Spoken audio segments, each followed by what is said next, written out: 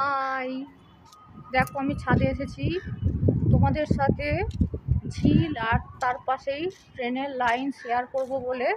কিন্তু এখন ট্রেনের দেখা নেই, তাই চারপাশটা তোমাদেরকে দেখাচ্ছি,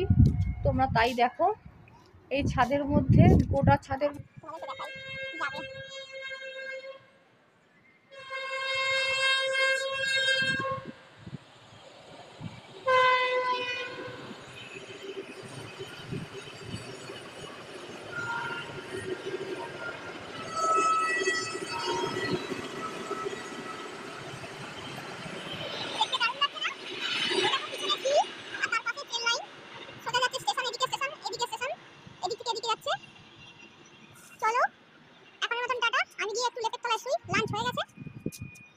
দিয়েছিলাম লেপটা এখন বেশ গরম গরম লেপের মধ্যে শুতে ইচ্ছা করে, একটু বসবো খেয়ে দে, একটু চলাচল করলাম,